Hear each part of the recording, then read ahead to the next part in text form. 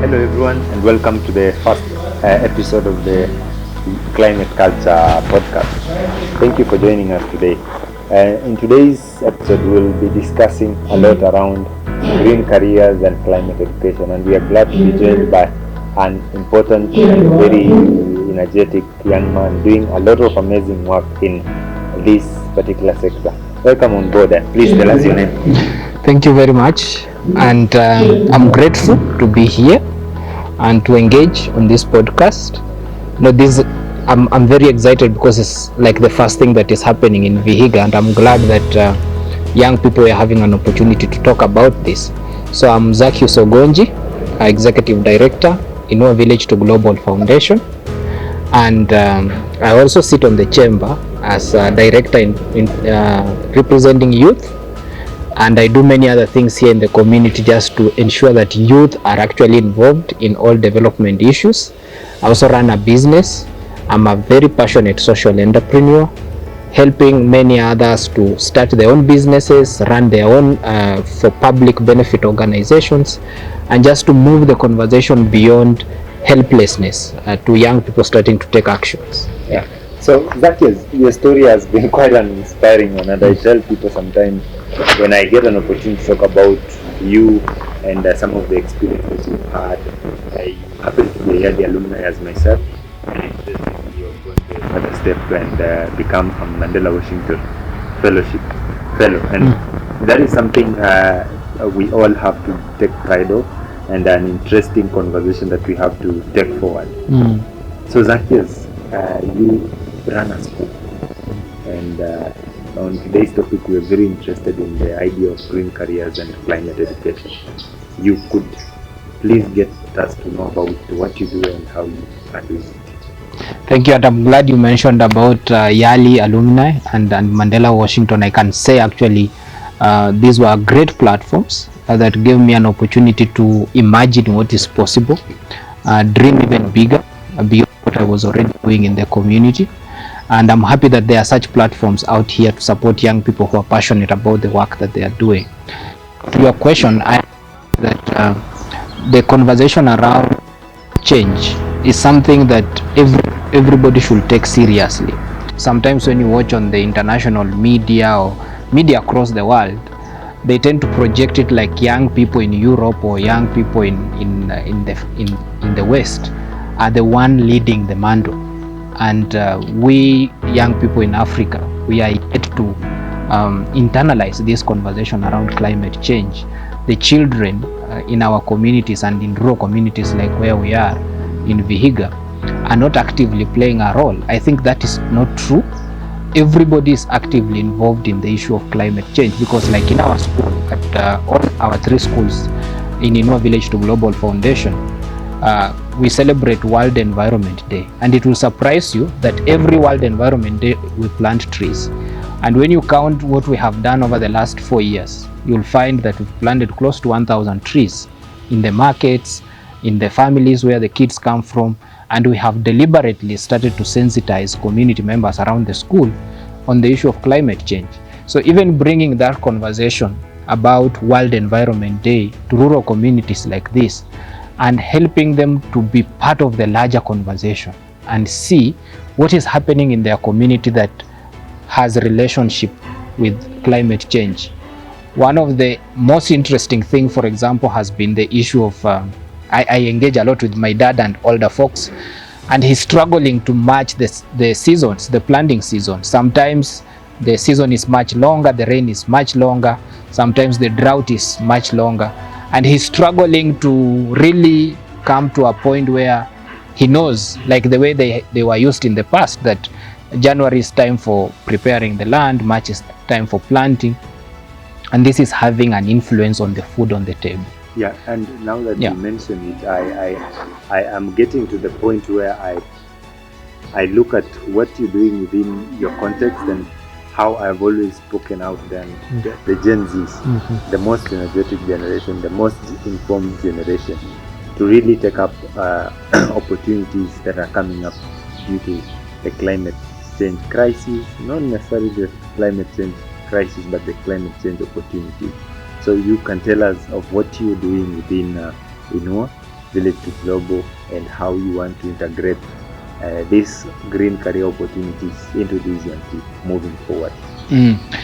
Yeah, I think sometimes people underestimate the power that young people have and the level of understanding and knowledge that they have at their disposal.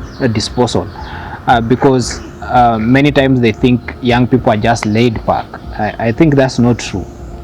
Because climate change affects how we eat and how we live our life. And I think to any human being, whether you are young or old, if something is affecting how you eat, then you are likely to be aware of it. You are likely to be more conscious about it. So young people are conscious. Young people are eager to know what they can do. And all our staff in the Inua Village to Global Foundation, all the young people we engage with in the community, we make this a point of conversation. Help them understand that everything that is happening around them has an element of climate change. And now when you are a teacher, you are not just a teacher. You should be a teacher who can help the children plant trees. You should be a teacher who can be able to sensitize parents on an occurrence. For example, if COVID is coming or something else is coming that is affecting their lives, you should be a teacher who is capable to carry that message to the community. And that's why we are seeing, as an organization, we are positioned to be an entry point into the community, bring the conversation to the community level, build people, both our staff and the beneficiaries, to be able to have conversations that matter about these things that are affecting them, and sometimes just help decode the generational gap, because we see many parents will approach a climate issue as a curse, or sometimes something that God is not happy with, or something like that. But we young people, we have an understanding of what is a climate change issue that is as a cause of climate change. Yeah, and it's also important to really look at the idea of finding solutions for communities, because you cannot just say that we are here solving climate change. Are we really providing solutions for community? And interestingly, we are sat at one of the most exciting places within Viga County at Rhodes Ecology. And when we talk about climate change and the idea of integrating green careers and opportunities, this site has shown quite an immense potential for that. So I would like you to really get to the call to action. What do you think now young people can utilize such available resources, such available knowledge bases like this ecology, and how they can build into the future, into creating now their own opportunities and careers? So you can give us a call to action, and we wrap at that. Yeah, I think it's very important that young people learn to organize, and young people learn to structure what they are doing. And this is very important for me as a person, that I see many young people are trying to do things, but these things are scattered all over and they are not structured. They are not deliberate. I think my call to action is get organized. And by organized, I mean if you're planting trees, be deliberate on what kind of trees you're planting. Be deliberate on learning the knowledge about those trees and what they do, whether they do good to the environment or whether they harm them. Because I have many young people who have tree nurseries, and you'll find a big tree nursery has just eucalyptus, for example. Yes, I understand eucalyptus are more marketable, they have bigger market.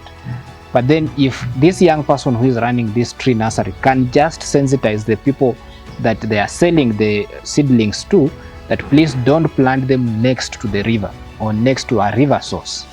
This will be useful information coming from this young person that runs that nursery. So let's not just run it for the sake of money. Let us also dig deeper, build our own knowledge and understanding of what is happening, that when someone comes to my apiary, for example, we have an apiary in our farm, are we able to discuss and build a conversation on the importance of bees and help the community around us not to ban bees and the importance that those insects bring to our ecosystem. So it's not just about keeping bees, for the sake of it. What is the value? And my call to action, again, I emphasize, is for youth to do structured programming, be more deliberate, but arm themselves with knowledge and understanding so that they can disseminate this to the people around them. And that way, we do not only become doers, we become carriers of knowledge. It's an amazing thing because most people will buy value. Yeah. You mentioned that, and the conversation that we need to propagate all along this line. And I hope that you join us in the coming episodes as we look into the other amazing conversations around carbon credits, look into conversations around technology and innovation. Thank you very much for joining us. Thank you very much, and I invite you to come to our kitchen garden. You see what we are doing with kitchen gardens and how we are training families to be able to use small spaces to put up kitchen gardens and save on vegetables, and put more money in the households and fight poverty. I believe for our viewers today, they have had the opportunity to interact with Zachaus as an individual, and also deeper down into the nitty-gritties of what you do at Inua, at Inua Village to Global Foundation. And I believe this can be propagated into many other conversations with young people. And I hope that at some point you join us in our public dialogue sessions, just as part of the Climate Culture podcast and community engagement program. Thank you very much for coming on board. Just your parting shot before we end. Thank you for having me, and I'm excited that you are running this platform. I know that it's a way of us being able to have a conversation and talk about the things we are doing, because this is also a thin space where we are doing many things but they are not being documented. And I'm happy that you've taken the initiative. I'm happy that the listeners will have an opportunity to hear about what we are doing and be encouraged to take their own initiatives forward. I encourage you to continue, and I look forward to see many other participants, and I promise you I'll continue to follow these episodes as they come up on YouTube. Thank you very much. Thank you. Thank you to our viewers and listeners from across the world. We are glad to have been able to do this episode. We hope to continue this conversation. As we've always indicated, this is a multifaceted, multi-dimensional conversation. We thank our partners, the USID, Kenyatta University, the Young African Leadership Initiative, as well as the Youth for Climate Initiative, which is funded by the Italian Ministry of Energy, Security and Environment through the UNDP. Looking forward to having you on board next time.